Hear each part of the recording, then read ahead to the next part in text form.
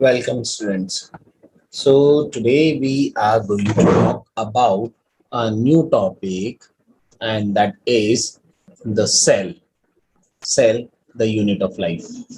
This is your chapter number 8 of class 11th NCERT. So, we are going to talk about this in detail. So, let's begin with the discussion. Okay. So, when we talk about the cell, remember, all the livings are composed of the cell, all living. Fine. And some of them are single celled structures, and some of them are multicellular in nature. If I talk about the bacteria, they are the unicellular, okay, and the other organisms which are multicellular, and they are formed of many type number of the cell. Like if I talk about the humans, the human body, in the human body, the number of the cells are in trillions. Okay, so let's go in the detail of the cell. When we talk about the cell, cell means small room. Cell means small room.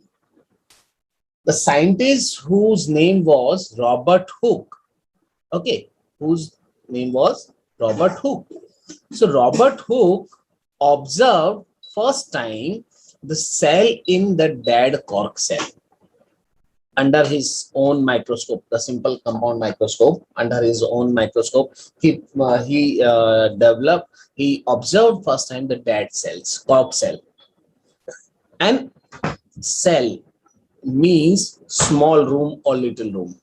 Actually, the meaning of the cell is the little room or small room. Why this term was given by the Robert Hooke? Because when he observed a cell, dead cell, actually that was a dead cell. Okay, dead plant cell. Cork cell is a dead plant cell. So in the dead plant cell, when he observed it, what was the thing? Because all the cellular components and cytoplasm and all was get dried.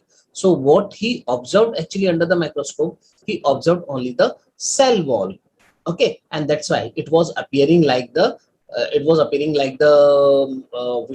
a room, a small room, if you see, and that's why the term was given here, the cell. Okay, so when we talk about the cell, Robert Hooke was the one who discovered the cell first time in 1665. Now, when we talk about the unicellular organism, remember one thing: unicellular organisms are capable to live independently. They can live independently. Being a single cell, even they can live independently.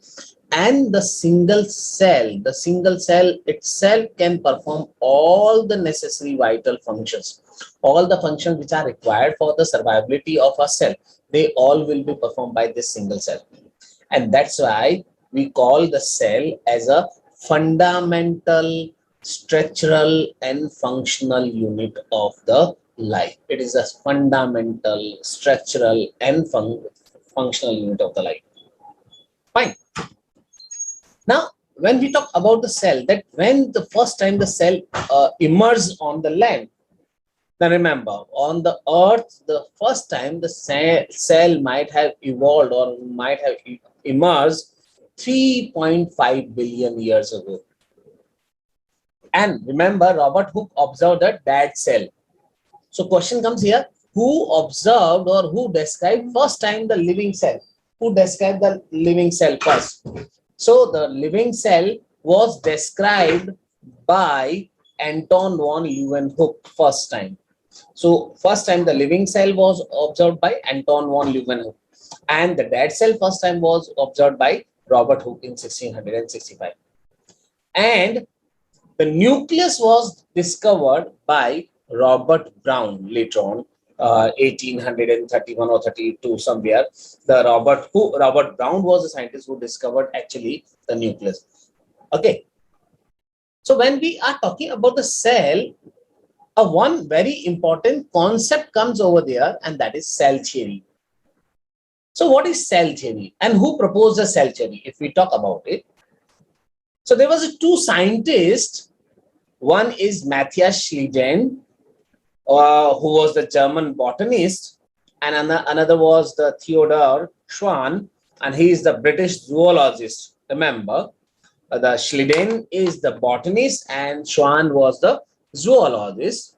So both these two scientists independently, when working on the plants and animals successively, had given a theory, and that theory was called as cell theory.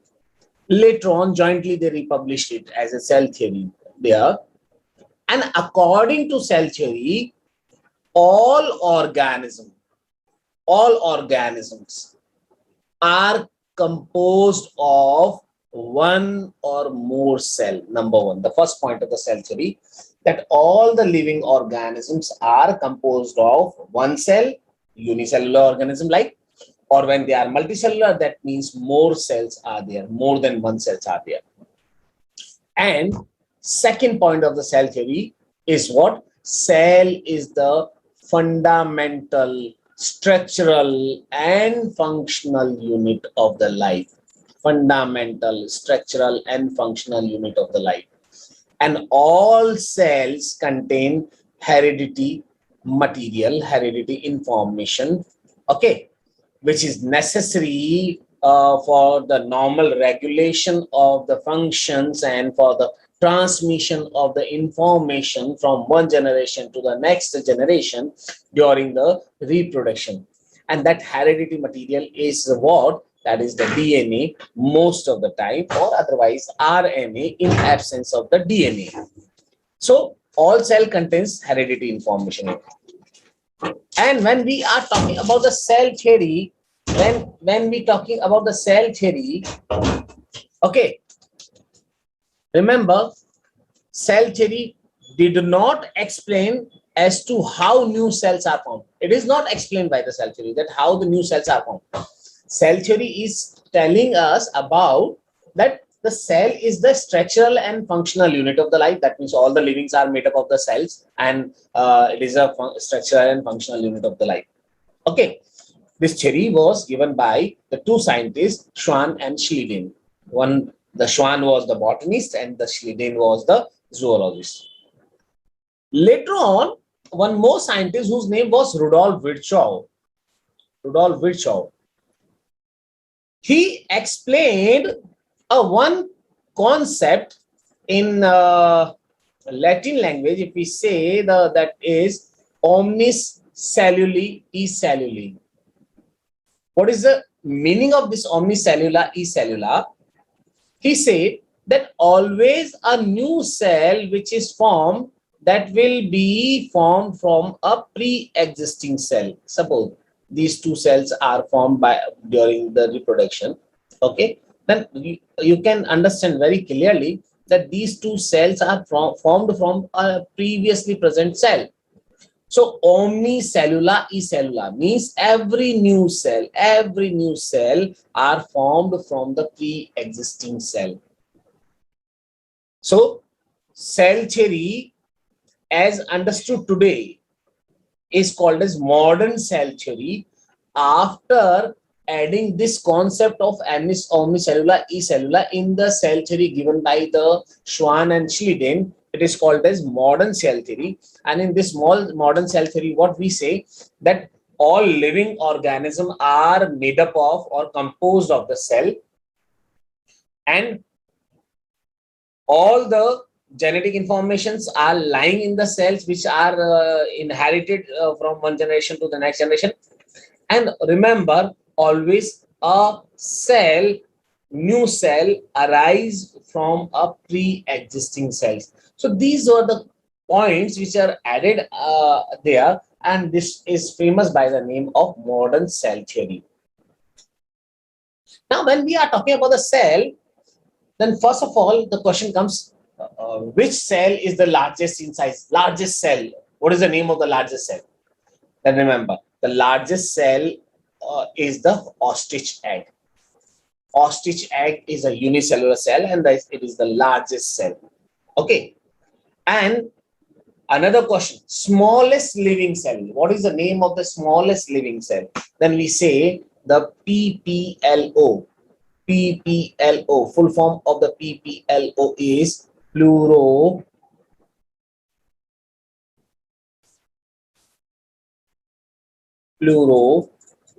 pneumonia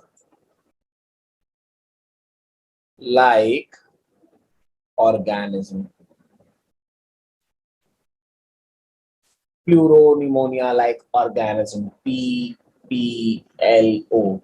or mycoplasma, which is very small inside. This is the smallest living cell, and largest living cell is ostrich, and the longest living cell is the nerve cell.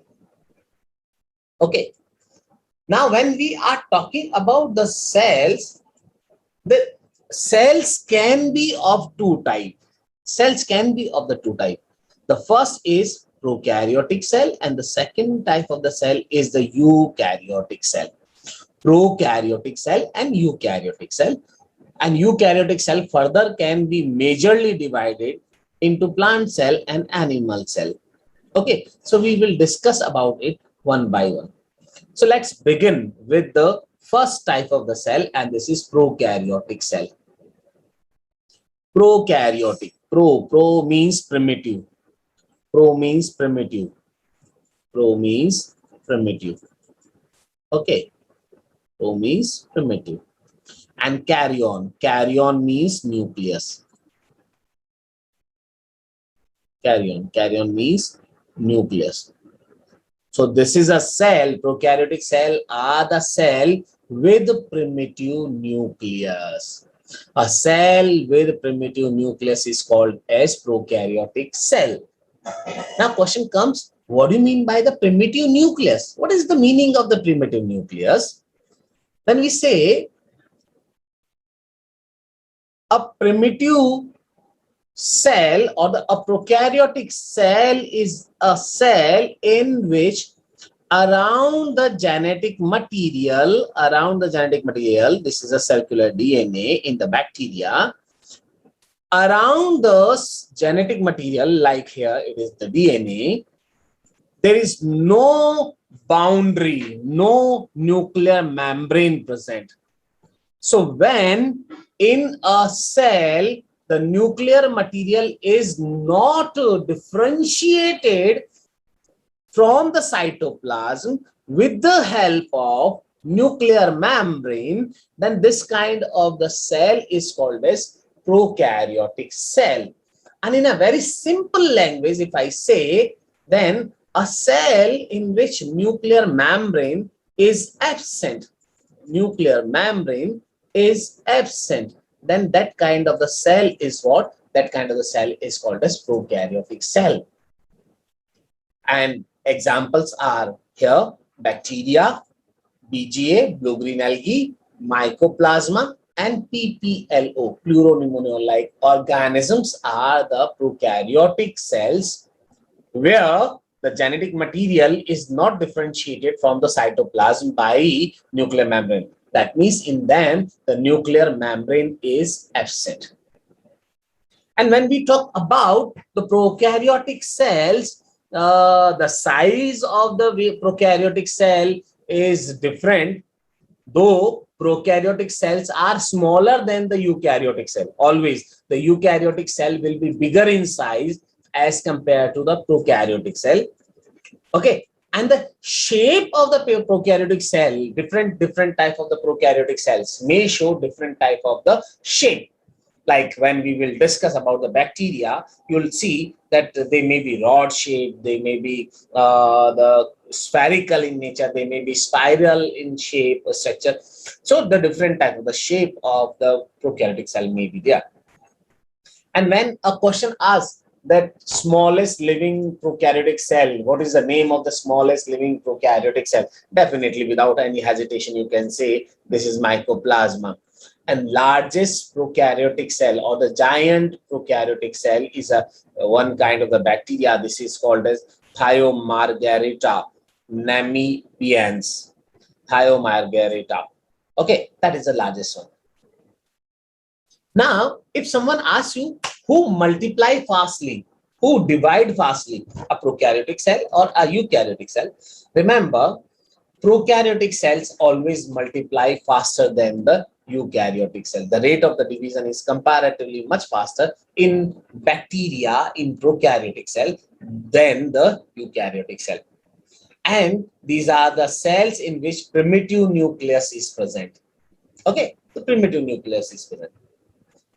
Now, if you see the diagram of this bacteria and try to understand, the one thing should be clear that in the prokaryotic cell, all the prokaryotic cell, if I say, they would have a cell wall. They would have the cell wall around it. All the prokaryotic cells are having the cell wall. Okay. And inside the cell wall, they would have the membrane. Cell membrane is also present. And this cell membrane at many places may be invaginated to form the mesosome. These structures are formed here called as mesosomes, which works very similar to the mitochondria of the eukaryotic cell. Okay. So here this is the cell wall. Okay. Then after that, this is the cell membrane. And inside it, this material, this fluid matrix, this is what cytoplasm. So you cannot differentiate the cytoplasm from the nucleoplasm. The cytoplasm is there. Okay, well-defined nucleus is not there. That means the nuclear material is suspended. It is present in the suspended condition in the cytoplasm itself. And remember, in prokaryotes, the nucleus without nuclear membrane is called as nucleoid or incipient nucleus. It is called as nucleoid or incipient nucleus, or also called as genophore. Genophore.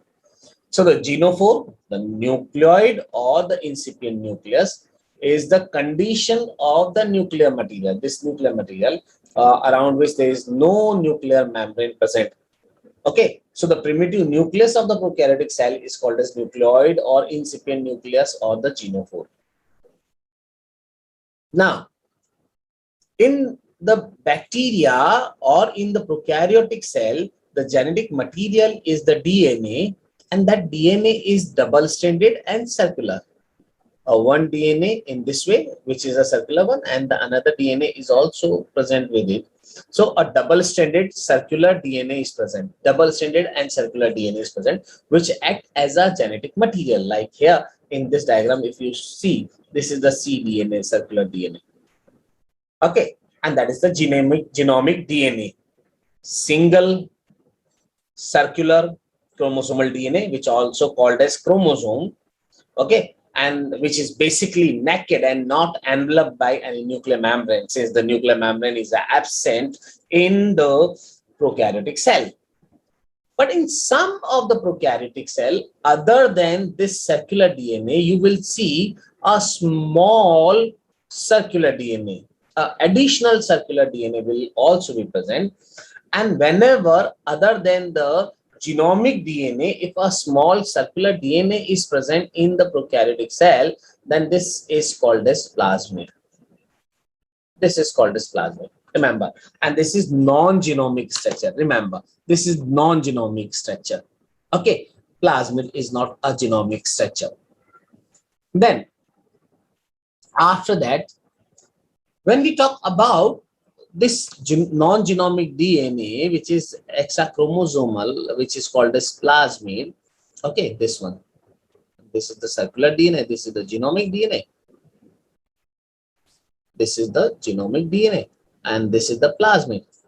So when we talk about the plasmid, remember, it is an extra chromosomal DNA, because this is the chromosomal DNA. This is the chromosomal DNA. So other than this, that's why it is an extra chromosomal DNA, and it is a smaller DNA in size. And this plasmid DNA confers some unique phenotypic characters to bacteria. It provides certain unique characters, phenotypic characters to the bacteria.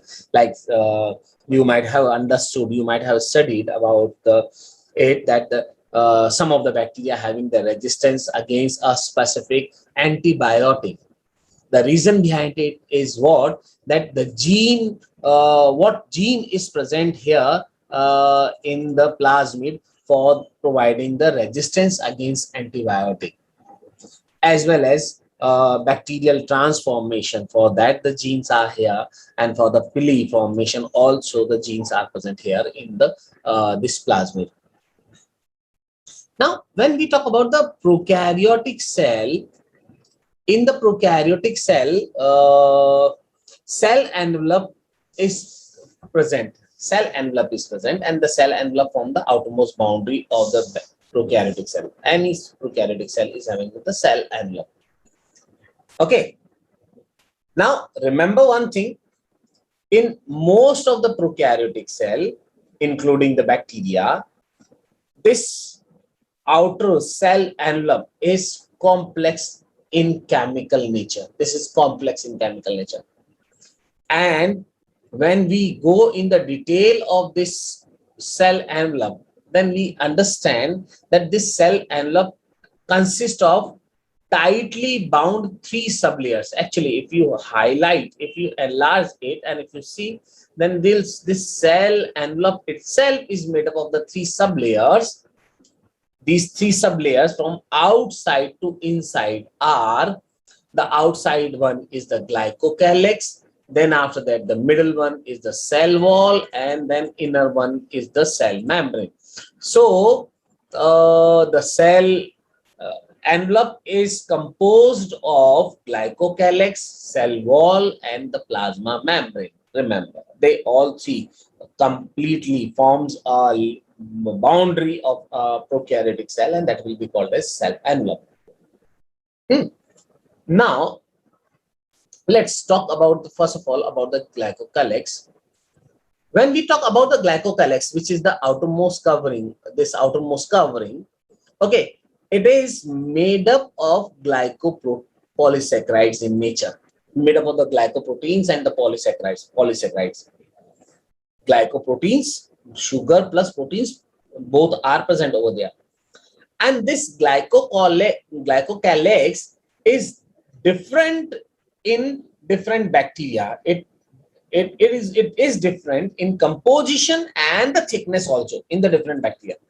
Means in some of the bacteria, what happens? This glycocalyx may be thicker one, or in some of the bacteria, this glycocalyx is thin one. Okay, as well as the change in the chemical nature may also be there. So it could be this glycocalyx layer, which is the outermost layer. It could be present in 2 forms. It could be present in 2 forms.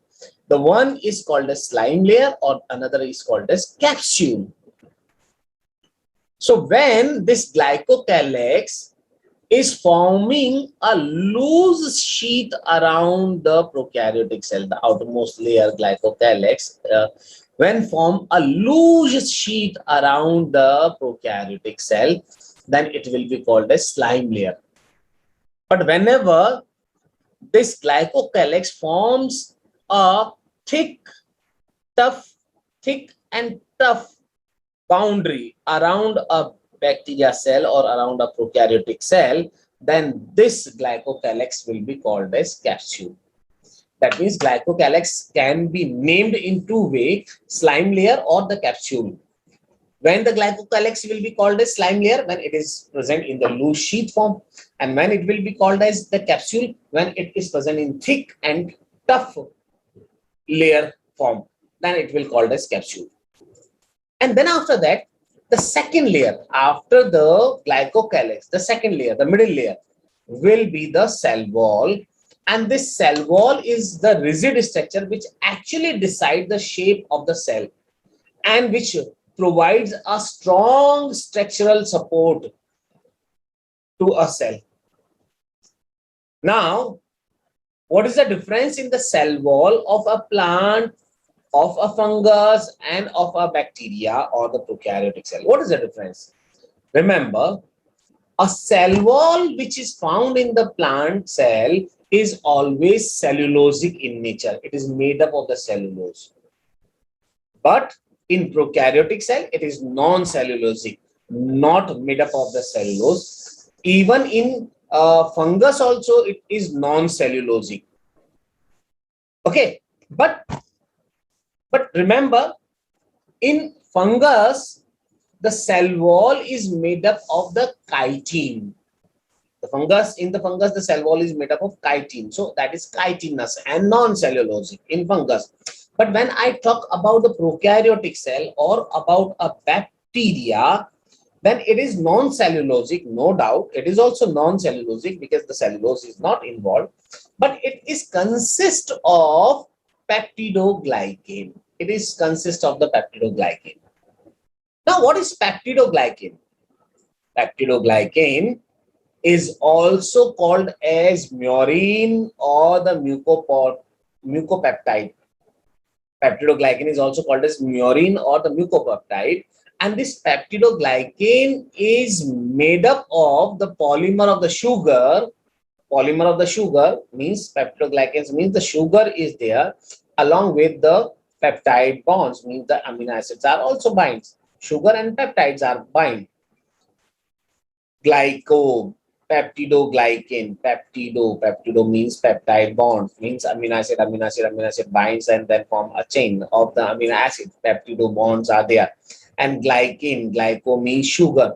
That means here in bacteria or in prokaryotic cell, the cell wall is made up of peptidoglycan, which is in chemical nature made up of the sugar and peptide chains. And especially when we talk about the sugar, then this sugar is NAG, NAG. What is the full form of NAG? Then we say N-acetyl glucosamine. N-acetyl glucosamine, or otherwise we can say NAM. Okay, N-acetyl muramic acid. N-acetyl muramic acid. These are the sugar compound. They, along with the peptide chain, forms the peptidoglycan, and that peptidoglycan is responsible for the formation of the cell wall. So in the prokaryotes, the outermost will be either the slime layer or the capsule, and then beneath to it will be the cell wall. But remember, there is a one prokaryotic cell which is named as mycoplasma, and in the mycoplasma, cell wall is not present. Cell wall is absent. So if we say about the prokaryote, we say all prokaryotes are having the cell wall. But exceptionally, here the mycoplasma is a one prokaryote in which cell wall is not found. And then after that, the innermost layer, this one, the innermost layer is what? This is the cell membrane. Okay, cell membrane, always a selectively semi-permeable membrane in nature. Whenever we talk about the membrane, it is a selectively semi-permeable membrane, means the solvent can pass as per the gradient from outside to inside or inside to outside as per the gradient. And when we talk about the solute, the permeability of the solute is decided on the basis of the requirement of that solute in the cell is there or not. Say for meanwhile, there is a solute S1 which is required in the cell. Then this cell membrane will be permeable for it, and the cell as solute S1 will move inside as per the gradient. But after some time, if the requirement of the S1 is not there now and the requirement of S2 is there, then the permeability for the S1 will be stopped or decreased, and the permeability for the S1 will be increased. That is what this nature of the cell membrane is. What this is called as selectively semi-permeable nature. And always, whenever we are talking about the plasma membrane, the plasma membranes are always selectively semi-permeable membranes. Okay, so this membrane similarly very similar in the structure to the eukaryotic cell. That means the structure of the cell membrane is similar in the prokaryote and eukaryote both here. And in that way, when we talk about the slime layer or the capsule plus cell wall plus the cell membrane, they all together form a protective covering on the bacteria cell or on the prokaryotic cell. So hope you all might have understood about the first part of it, and that is about the cell wall and cell membrane.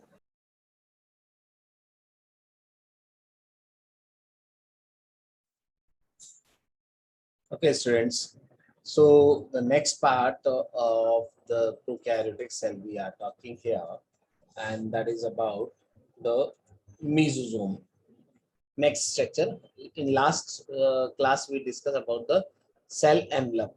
Okay, and in the cell envelope, I told you that in the cell envelope, the outermost layer is either from the slime layer or the capsule. Then the cell wall is there. The second layer or the middle layer is the cell wall, and then after that, the cell membrane, which is selectively semi-permeable membrane. Okay, this is the cell membrane, and this cell membrane at certain place forms a infolding, like here this is infolded over there. So whenever the cell membrane infolded at certain places, then there it forms a very specialized structure, and these structures are what these are called as mesosomes. And remember, when we talk about the mesosomes, these mesosomes are very similar to the mitochondria of the eukaryotic cell. Mesosomes are the extensions. These are the extensions of the plasma membrane, and in the form of vesicles. If you see, they are in the form of the vesicles, tubule, and lamellae. So they may be in the form of the vesicle or the tubule and the lamellae, or all three together. And now here are the questions for the NEET which can be asked, that what are the functions of the mesosomes? So if you see the NCERT in points there, the functions are written very clearly, and in the NEET exams, the questions can be asked from here, that what are the functions of the mesosomes? The number one, the first function is what? It helps in the cell formation during the when the cell is dividing. At the time, the cell formation in it helps. As well as number two, if I say the DNA replication and distribution of the DNA to the daughter cell. For that, also mesosomes helps. And as I said, it is very similar to the mitochondria of the eukaryotic cell. Why? Because it helps in respiration. During the studies, it has been found that there are certain enzymes which are similar in functions to those enzymes which are found in the mitochondria during the Krebs cycle and all. So that's why it is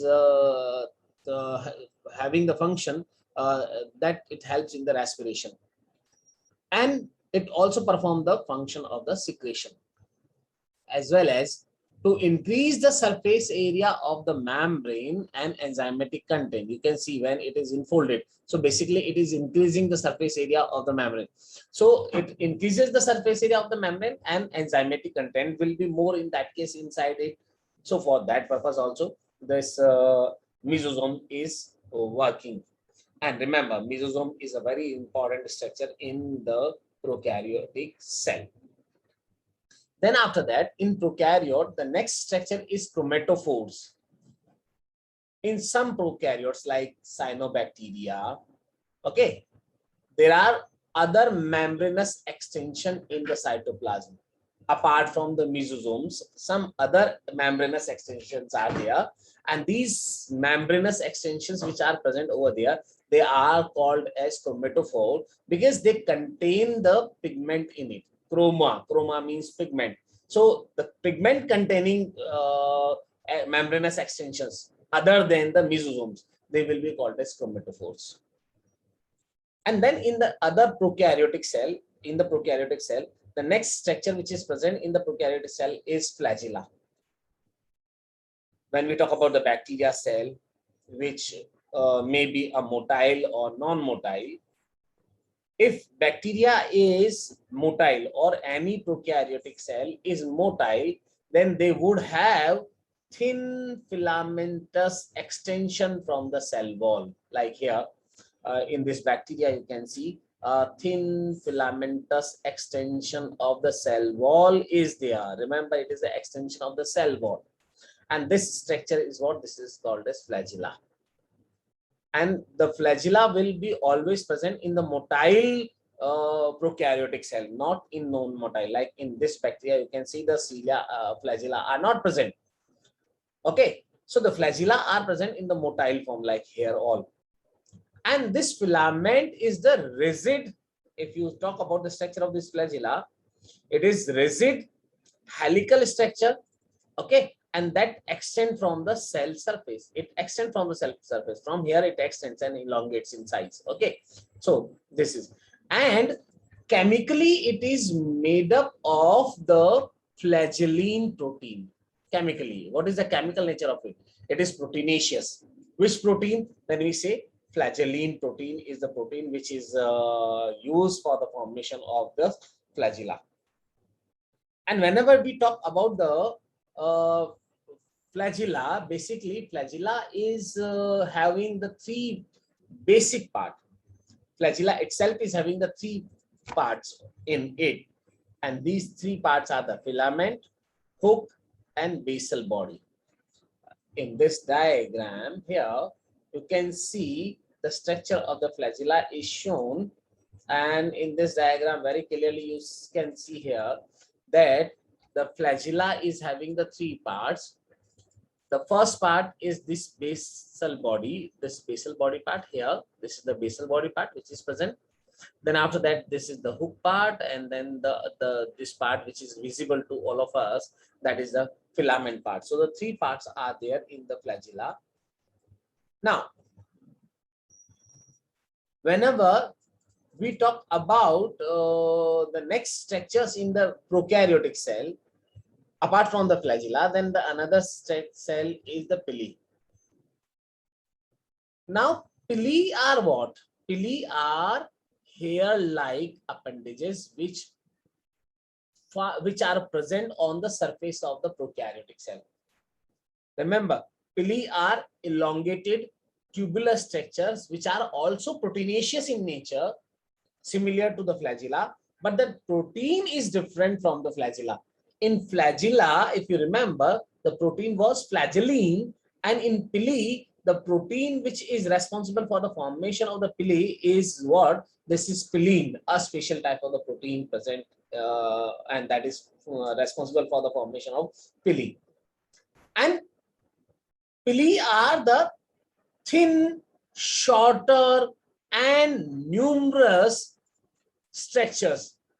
Okay, on a bacteria or on a prokaryotic cell, if you see, then the pili are the thin, shorter, and more numerous than the flagella. Okay, more numerous than the flagella, like this. The flagella will be longer and lesser in number than this. This is the flagella, but these are the pili structure. So pili are thin, shorter, and numerous in number, and pili are always found in the gram-negative bacteria. In the gram-negative bacteria, that means in the gram-positive bacteria, these pili are not there. These pili structures are not there. So, question comes: what is the function of the pili? Then we say the pili is the structure which help a bacteria cell to attach a certain substratum, to attach with a substratum. Suppose this is a rocky surface in the water and a bacteria want to attach on it. So for the attachment with the substratum here, what? The pili will help. So pili helps in the attachment to to the surface, and that's why this is an organ of adhesion. Remember, pilis are not used for the motility. For the motility, the structure is the flagella. Pili are used as an organ of adhesion. And sometimes some special type of the pili are also present in the prokaryotic cell, which are called as sex pili. And these sex pili are helping to attach the one bacteria cell to the other bacteria cell at the time of the one sexual reproduction, and that is conjugation. So at the time of the conjugation, when F donor type of the bacteria cell come in contact of the F negative type of the recipient cell, then this contact between these two, F donor and F negative recipient one, is done with the help of the sex pili. Now, the next structure in prokaryotic cell is fimbriae. So what is fimbriae? When we talk about the fimbriae, fimbriae are tiny bristle-like fibrous structures which present on the some of the prokaryotic cell. And remember, these fimbriae are also made up of the proteins. Now, flagella is proteinaceous, pili is proteinaceous, as well as fimbriae are also proteinaceous in nature. Okay, and the protein which is involved here in the formation, that is called as fibrillin. So flagella is synthesized by flagellin protein. Okay, pili is synthesized by the piline protein, and fimbriae is synthesized by the fibrillin proteins. Function. And when we talk about the fimbriae, what is the role of the fimbriae? Then we say basically the fimbriae in the prokaryotic cell or in bacteria are known to help attach the bacteria to the rocks in the stream and also to the host tissue, to the pathogen. When a bacteria cell attached to the host tissue, then they can cause the infections very easily.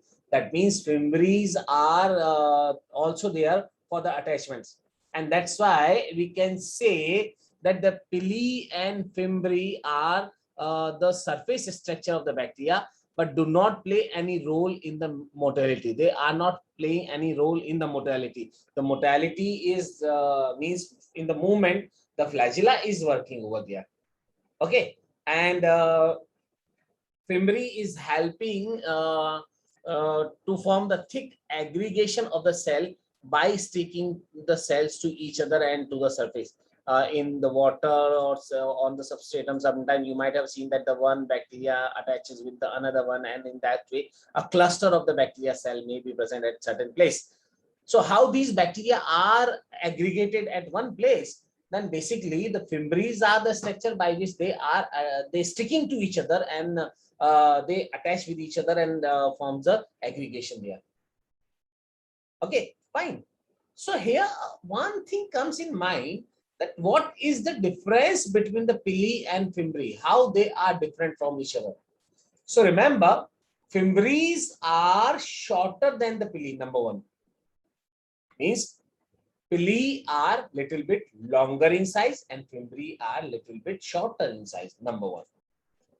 Then when we talk about the diameter, then the diameter of the pili is greater than the fimbriae. That means the fimbriae are thinner in diameter and the pili are thicker in diameter. They will be more wider. Then when we talk about the cell, then a cell can have 1 to 10 pili. But a cell when will have the fimbriae, the number of the fimbriae may be 200 to 300. Means fimbriae are more in number as compared to the pili. And pili are more rigid in the nature than the fimbriae. Means fimbriae are comparatively delicate or softer. Pili are more rigid, harder in nature. And pili are made up of the protein piline, while the fimbriae are made up of the protein fibrillin. So the protein is also different. And fimbriae are specialized to attach bacteria cell to the host cell, whereas pili are responsible for the bacterial conjugation, especially the sex pili, if you remember. So they are helping in the conjugation during that the donor bacteria attach with the recipient bacteria with the help of the sex pili. And then after that, in prokaryotic cell, the another structure which is present over there is the ribosomes. Now question comes here, who discovered the ribosome? Then remember, the scientist was Palade. George Emil Palade was the scientist who discovered the ribosomes. And the term ribosome was given by Richard B. Roberts. Richard B. Robert is the scientist who gave the term ribosome. Discovery was by the Palade, and the term ribosome was given by Roberts. Okay, B. Roberts. And ribosome is a membraneless organelle. There is no membrane around it. It is a membraneless organelle, and this is the organelle which is present in prokaryotic as well as in eukaryotic cell both. Okay, In prokaryotic cell, ribosomes are attached with the plasma membrane. This is the plasma membrane. So ribosomes are usually attached on the plasma membrane. Here they are attached on the plasma membrane. And when we'll go in the details of the ribosome, we'll see there later on that ribosomes itself are of the two type. One is called as 70S type of the ribosome, and the another is called as 80S type of the ribosome. Okay, so in prokaryotic cell, the 70S type of the ribosome will be found. And remember, whenever we talk about the ribosome, actually ribosome itself is made up of the two units. One is the bigger unit and another is the smaller unit. This bigger unit is called as 50S type of the unit, larger unit. And this smaller unit is called as 30S type of the unit. And both collectively, when they are joined with each other, they are collectively forming the 70S type of the ribosomes. Okay, so ribosome, 70S type of the ribosome itself is made up of the two subunits. One is the larger subunit, which is of the 50S, and the another is the 30S type. Now, please don't confuse. Don't add it that 50S plus 30S equals to 80S. No, not this. Actually, this all is on the basis of the sedimentation coefficient. There was a scientist whose name was Swedberg. Okay, so the Swedberg proposed a sedimentation coefficient, and on the basis of this sedimentation coefficient, the two units have the different sedimentation coefficient, and that's why they were named as 50S and 30S, and collectively they that is called as 70S type. Now, in the prokaryote, during the protein synthesis, ribosomes will be involved. Basically, if someone asks you the function of the ribosome, that what is the function of the ribosome, then we say ribosomes are the protein factories. They are the protein factories. Okay, that means they synthesize the protein. Now, in prokaryotic cell like bacteria, when ribosome is involved in the protein synthesis, how the protein synthesis will be carried out, you will see that for the protein synthesis, the message from the DNA will be transcribed to the RNA, to the mRNA. Say for this is the mRNA, which is having all the genetic information that what type of the protein has to be synthesized. So basically what happened during the protein synthesis, on this mRNA in prokaryotic cell, more than one ribosomes can bind simultaneously. And whenever on a mRNA, more than one ribosomes are joined, they bind and start performing the protein synthesis process, then this condition of the ribosome is what? This is called as polysome or polyribosome. Remember, the polysome or polyribosome condition you will observe only in the prokaryotic cell, not in eukaryotic cell. Because in eukaryotic cell, one mRNA is having the information about a specific protein, one specific protein. So only one ribosome will bind here and will synthesize the protein. But since in prokaryotes, polycistronic condition is there, so on the mRNA, more than one ribosome binds and synthesize the different protein. This ribosome will form a protein. This ribosome will synthesize another protein. This ribosome will synthesize another protein, and this will form another protein. In this way, many ribosome binds, and that condition is what? This is called as polysome or polyribosome condition. And lastly, when we talk about the structure of the prokaryotic cell, you will see in the prokaryotic cell, there are certain inclusion bodies also present. What do you mean by the inclusion bodies? Inclusion bodies are the structures which present in the cytoplasm of the prokaryotic cell and which are responsible for the reserve material. But that means in the prokaryotic cell, they are responsible for the storage purpose. And remember, these inclusion bodies are also not membrane bounded structures. They are also not membrane bounded structure, and they lie free in the cytoplasm. And various type of the inclusion bodies may be there, like for example, phosphate granules, synophycean granules, and glycogen granules are the some examples of the inclusion bodies. and they are responsible for the storage of the different purpose. And then apart from this, in the prokaryotic cell, the gas vacuoles may also be present.